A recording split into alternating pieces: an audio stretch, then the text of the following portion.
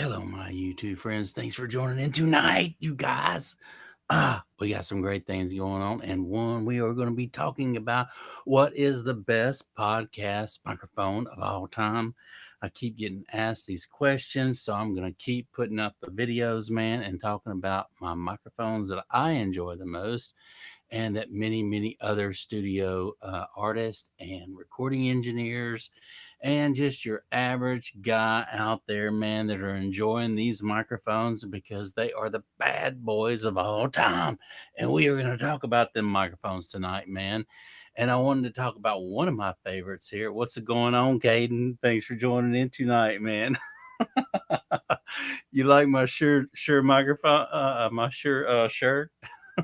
I know, man, right? If you own a Shure microphone or if you even own an Electro Voice microphone, I'm one of those guys, man. If I like something, I am going to advertise it and I'm going to wear it to the ground. And so when I bought my Shure mic, Caden, I was like, man, you guys got to give me a shirt with the deal. I was like, man, I'm going to wear it everywhere I go. I'm going to wear it when I'm working out and everything else. Just send me one, please, please, please, please. So I actually got on Amazon and I was looking for this particular shirt. And because I've seen one before, it has a nice, I don't know if you can tell, but it's a nice neon green, kind of a lime green on there. And so anyway, I was able to get the shirt t-shirt sent to me, man, and I really enjoy it. But look, man, we're gonna be talking about some cool stuff, Caden, and perhaps you have the RE20, and man, as much as I do, this is a bulletproof microphone, and it just looks like something dropped down from space, like they just I don't know, they made it in the 60s, right? And it has all these vents and grills here for rejecting noise from the back of the microphone so that it just pretty much picks up in front of the microphone. And man, I remember, I want to say I was a little kid, man, and I remember seeing this microphone on all your broadcast radio stations. It seemed like every time I turned around, I saw this microphone. I was like, dang, man, I got to have that microphone. This was even before I got into recording and all the other good stuff that you guys know I love to do and talk about stuff like this. And so, anyway, man, I want to say I actually had the older one, the old RE20, and I got it first, and I love that mic. Here's the thing: when I first got that microphone, I really didn't know too much about gain and gain structure or all that other things that we need to actually power this microphone to get it to work at its optimal level, right? And especially this right here, this is a gain hog as well, the Shure SM7B. And so anyway, I just love this microphone. After I got the right preamps to start pushing this mic to its maximum potential, I was like, dude, man, this mic is the bomb. I love it, man. And here's the thing, I'm probably about, I don't know, okay, and I'm probably about, if I had to guess, a foot and a half from the mic right now. And it has a nice sound to it, a nice bright sound to it. But man, if I get close to the mic like this, it really has a nice, smooth, more of a broadcasting type sound, right? And so that's why everybody loves this mic because a good vocalist knows how to work this microphone. Maybe in his verses, he might be singing close and intimate to where you can hear, all the little nuances and whatnot in the voice and the clicks and the ticks. And then when he steps off to sing his chorus lines, he may even step off a little off axis and just well it out. And typically, when you sing louder, you sing higher or brighter, however you want to, say that. But your voice seems to be a little higher, and so that's nice whenever you get the two different sounds out of the voice, and you're not a one-trick pony. And so, anyway, man, I love this mic. This is probably one of my favorite microphones of all time, guys. It's just a beast. It looks aesthetically pleasing to the eye. And what I did, I was like, I really didn't. I'm not sure why Electro Voice did not come out with a shock mount that looks more up to date. Because the microphone looks like it's timeless, yet the microphone shock mount looks like it's ancient, right? It's just a big, huge, bulky thing. And, here's the thing. If you know how to properly use this microphone, you really don't even need a shock mount. You just don't need it. I know the RE20 is amazing, man. It really, really is, Caden. And so, the shock mount that they sell for this, Caden, is like, I want to say it's like $89 or something like that on Amazon. And I'm like, oh man, I really didn't want to go that route. I really wanted something more aesthetically pleasing to the eye, as well as something that works as good too. And so anyway, I found this shock mount that fit the RE20 as far as the diameter goes for the microphone to slot in there. And I was like, okay, this is great, man. However, the shock bands that came with this shock mount, I didn't feel like it was sturdy enough to support and give it the muscle it needed to hold the microphone. So anyway, I did another video on how to custom make your shock bands and whatnot with different colors and different sizes and all that good stuff using heat shrink and little sewing techniques that our mom and everybody taught us when we were a kid. Seems like I might have learned that in home ec in school. I don't remember, but anyway, it's a little. So I sewed the ends together, put the heat shrink over it, and melted it on there. Man, it holds up fine. It looks great on there, don't it? It really looks good. Let's see. It's about a 99 plus. Okay. So I knew it was, and then you got to wait for the delivery and everything. So I want to say, man, I spent on this little thing right here, Caden. I want to say I spent like $22 for it. And so that's really not bad, to get a shock mount for $22, And so only thing I did was just beef up the bungee cords right here. And I want to say the material was like 8 feet or something like that for, I don't know, it was under six. It was cheap. It was real cheap. And I was like, man, I'm going to do this.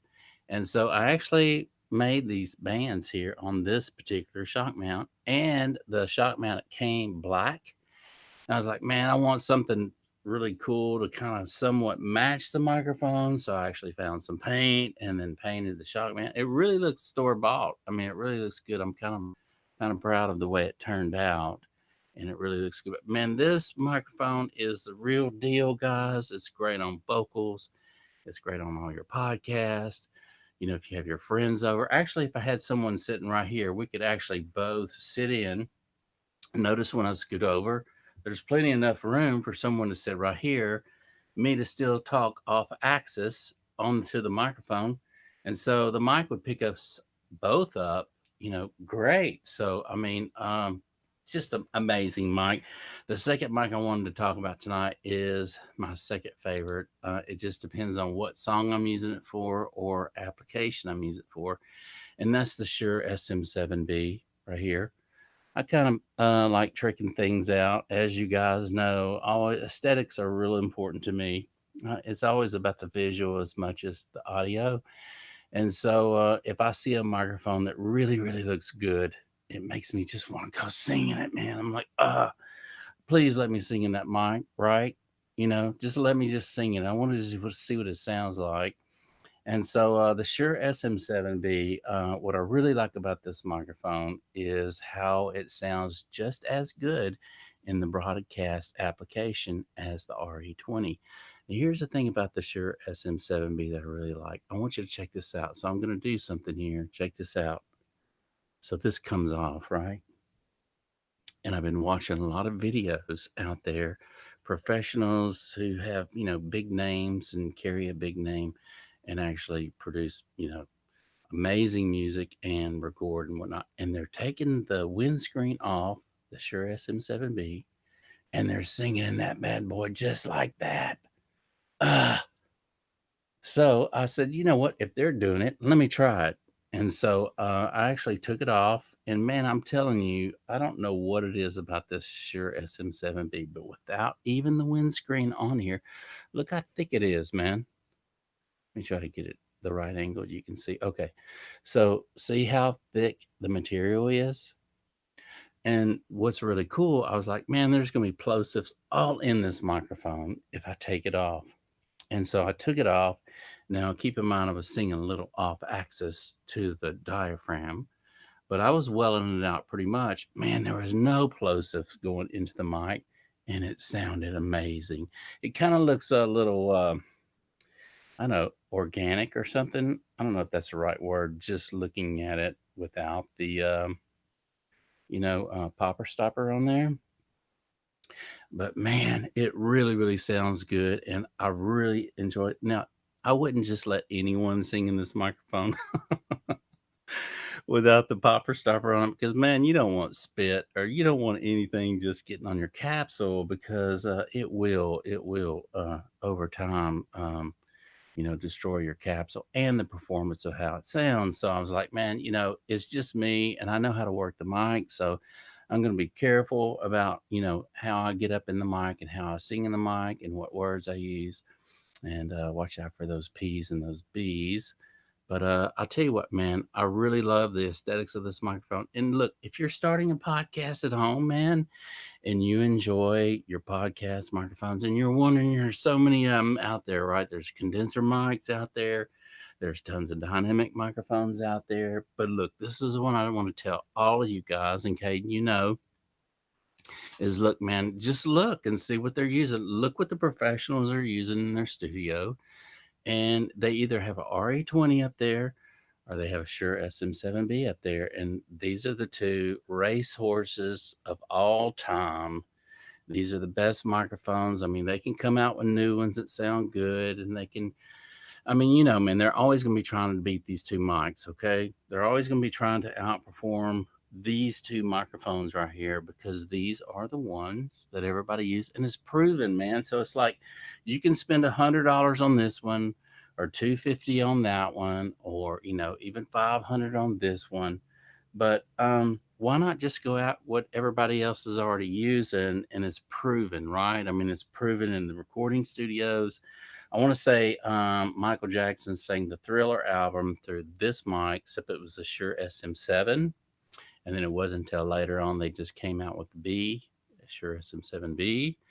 And so, anyway, man, look, if it was good for Bruce Sweden in the studio and Michael Jackson in the studio, when he could have sang through $20,000 microphones, those Neumann U87s, 47s, those, especially those vintage ones with the original tube in there.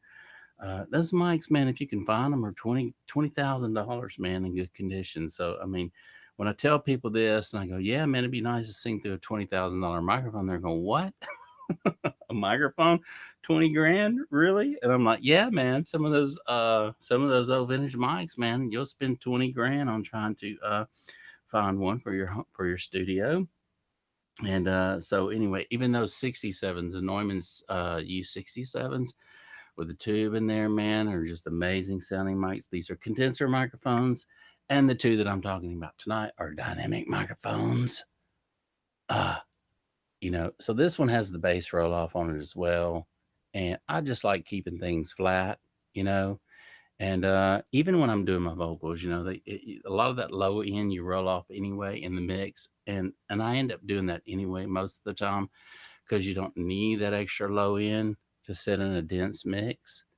But here's the thing with me, I just like hearing the sound at it flat, and then I can work my voice accordingly. And then later on, if I want to roll off that low end, I can. If I don't want to roll off as much, I don't have to. At least it's there, right? So I always record my vocals flat if possible. And I'll do the rolling off. I'll put a high pass filter on it and roll it off later because I do like to hear how my voice is sounding. And what's neat is from day to day, your voice changes a little bit, right? I mean, it depends on how much rest you've had, how well, what you've been eating. All that plays a large role on, your performance, right? It's all about that. And so if you take care of yourself, man, you're going to get the best performance at all time. And having good rest is important, man. Lots of other popular singers do use the SM7B too. I know, don't they? So here's the thing I wanted to share with you, Caden. I'm not sure that you remember. She's an older chick, but um, and she uses the RE20 extensively on all of her recordings. And she has red hair. What was the name of that lady, man? Oh my gosh, man, she's great. She was great, great, great, great, great. Now that I'm thinking of it, I'm not going to think of her name, Caden, but just amazing. And all her stuff, man, she chose the RE20 dynamic microphone over all those high-end condenser mics. And she could have sang on all of them, man. But here's the thing about condenser microphones and dynamic microphones, it's a difference. A dynamic microphone is a little more, I don't know, it's a little more forgiving for the voice, especially people like myself, people like Tom Petty, Johnny Cash, people who have a lot of overtones in their voice. And, they're not a purist in their voice. Someone like Karen Carpenter, someone like that who had a really, really pure, sweet, beautiful, clear voice. And so, someone like that, you'd want to use a high end condenser microphone compared to someone like me or Johnny Cash or Tom Petty or somebody like that. You'd want to put a dynamic microphone in there. So anyway, um, that's why a lot of these artists love the dynamic microphones, is because they are forgiving in a pleasing way that actually enhances your voice and just makes it sound better. Just makes it sound better. And so a lot of people love the dynamic microphones. I am a big fan of the dynamic microphone just simply because you can use it on so many things. And drums, and I mean, you can put a 57 on every tom or snare, and they just sound amazing. You can do a lot with a Shure SM57. You can do a lot with a Shure SM7B. You can do a lot with the RE20. It sounds great in the kick drum.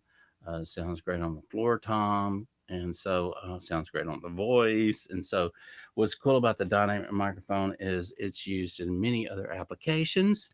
But for you guys out there, man, that are starting a podcast, I want to say, man, go out and get you one. Grab one of these two. You will not go wrong, man. You just won't go wrong. And here's the thing about buying either Shure SM7B or the RE20, which I love. I love this mic, guys. I love both of them. But here's the thing: if you buy this microphone or the Shure SM7B and you don't really particularly care for it for some odd reason, if you don't care for these two mics for some odd reason, dude, you can always sell it, man, and get your money right back out of it, because somebody on the other side of the corner or the other lot is going to want this microphone in their studio, one or the other, and you can't go wrong. So you'll always be able to get your money back out of it. And that's one thing about buying good things, is when you go to sell it, or if you do go to sell it ever, you're going to be able to get your money back out of it, man. It's going to hold its value, right? Especially if you take care of your stuff. Caden, I hope you're doing good out there, man. It's been great here for me. It's been really, really busy. I've been thinking about doing some other videos that I've really been wanting to do and procrastinating. As most of you guys know, I love audio and recording and mixing and mastering and talking about microphones and gear and doing reviews on all that stuff. That is my thing. That is my love and my passion. And I enjoy sharing that with all of you, Caden, and everyone out there. It's just my passion, man. I love it, right? But I have other things that I do too that I enjoy doing. And so I was thinking about doing maybe once a week, just coming on here and doing a special type show on just some other hobby things that I get into, personal stuff, man. So I don't know. We'll see. I was thinking about doing a different type video, and we'll see if I can, keep you guys' attention, or if y'all even like any of that other stuff. But anyway, man, I try to keep it real. I try to keep my videos real. I am good. Yes. Okay. Cool, man. Cool. I appreciate that, Caden. Yeah, I was kind of thinking about, so I like to exercise. I didn't know if I was going to do like a little exercise thing, show you guys some of my progress along the way, if that would be good. Because everybody needs to start. If you're into something, everybody needs to start somewhere, right? And so, whether you're way down here or way up here, or wherever you're at in your walk with what you love and your passion, everybody needs to start somewhere, and everybody needs to be encouraged to do so, right? So, anyway, man, there's enough negative stuff out there in the world, and we want to stay away from that, man. We want to stay with positive so we can feel good and do the best that we can do at what we love, right? And so, anyway, I got other things that I love doing, man. And Yeah, man, I appreciate it if you come back in, man, and check me out, man. I don't know how well it's gonna work, Caden. I really, really don't. But I'm at the point where I'm like, okay, man, there's no fear in what you love, and so and perfect love. So if it's perfect love and you love what you're doing, man, there shouldn't be no fear in it. And so I was thinking about just jumping head forward, man, right into it, and either showing some of my workouts and seeing if I can, because there's, man, I'm gonna tell you something. So whatever you're doing, it's really important that you always see that you're improving, right? So whether you're working out at the gym or whether you like working on cars or whatever, or you like being in the studio, you like writing music, whatever you're doing, you always want to keep improving, man, and you always want to see that you are improving, right? And so that's my big thing, man, is I have to see progress in my work, or what's the point, right? So tonight we did an RPM class, and it's getting on the bike. And I really, really like. I was doing a body pump class where you do a lot of lunges, and it's like a 35 minute workout class. And there's a lot of lunges and squats and all that other stuff. And I was thinking, man, if I do that, I don't know if that's going to work out for me because, um, I can get my cardio somewhere else. But so anyway, we're gonna try something different, and hopefully that works out. And if not, you guys let me know. And we're until then, we're gonna talk about recording music and mixing, mastering, all that other stuff. So the two best podcast microphones of all time. To reiterate this, man, and slam it down the drain, or is the Shure SM7B. Get you one of these bad boys right here, and the RE20. It is a great microphone of all time. Thank you guys for joining in tonight. I hope I didn't keep it too long. As always, we appreciate each and every one of you here at the Audio Master Show. And come back again, man. We should be on tomorrow night around 7 or 8 o'clock tomorrow night. We're going to be coming in, man, and doing it real here at the Audio Master Show, man. I do want to get someone over here, man, that I've been waiting on, and I hope you guys hang out with me. And I hope you guys enjoy hanging out with me, man, because I enjoy hanging out with y'all. And I'm going to be doing a live song on my 88 key piano here. It's a Yamaha. It was actually given to me during this COVID thing, and I said, "Man, I'm gonna learn how to play piano." And but anyway, I just been kind of plucking around and just finding chords, right? A lot of triad stuff and things like that.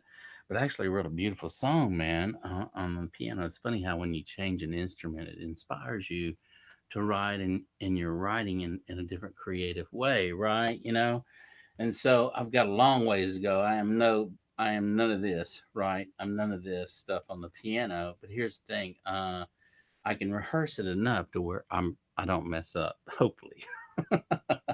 But anyway, I wrote a beautiful song, and I need to get my friend over here to actually run the camera and see if the visual's okay, because I'm gonna come right out of the piano, right into the mixer, right out of the microphone into the mixer, out of the mixer into the Canon D60 camera. And so it's important that I get a good mix and hear a good mix on my headphones, because that's the way it's going to be tracking to the camera.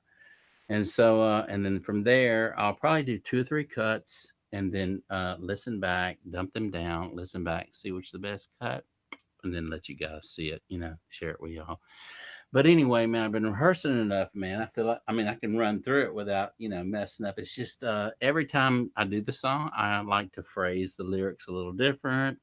And so it's all on emotion and how I feel at the time. So every cut isn't going to sound exactly the same.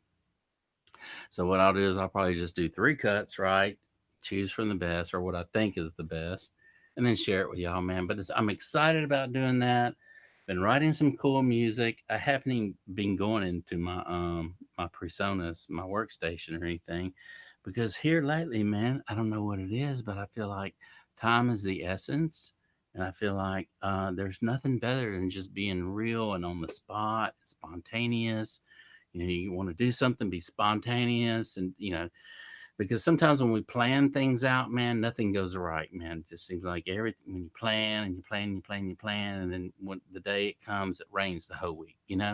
So sometimes it's nice just to be spontaneous and just do it, just go and enjoy it, enjoy life.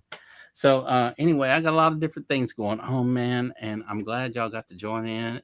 Caden, thank you for joining in tonight. Yeah, stick around. I'm gonna try to come on again tomorrow night, man. I have to bring my car in the shop this week. I'm not sure if it's the solenoid or the starter that went out. But I do know that when I go to crank it, I got to go out, lift my hood, and if I tap on the starter or the solenoid with my little hammer I have, get back in the car, it'll start up. So anyway, I got to deal with that this week, man. So and I had a dental appointment I was supposed to go tomorrow, and so anyway, I canceled my dental appointment. Somebody's texting me. I canceled my dental appointment because I got so many other things going on this week, and I was like, okay, man, I'm just gonna tell her I'm gonna go back next week for my dental appointment, get my car fixed this week, and so I'll probably be on here tomorrow night. I don't know what I'm gonna talk about. I have no idea what I'm gonna talk about. That's just it. A lot of times it's just like getting in here and hanging out with y'all, talking about cool stuff. Let me know what you want to talk, what you'd like to talk about, Caden. If you have anything that maybe you want a question or something that you have about audio or recording or microphones or mixing or something that you have in mind that you'd like answered, man, type down there, man, what you'd like to hear about. And if I can talk about it or know something about it, I'll do a video on it tomorrow night, man, and we'll talk about it and we'll have fun. So thanks for joining in tonight. As always, I appreciate each and every one of you. Y'all are important to me on the Audio Master Show. Come hang out with me tomorrow night between 7 and 9 o'clock is typically what time I come in, Texas time. Bring it on down, man. And we will see you later.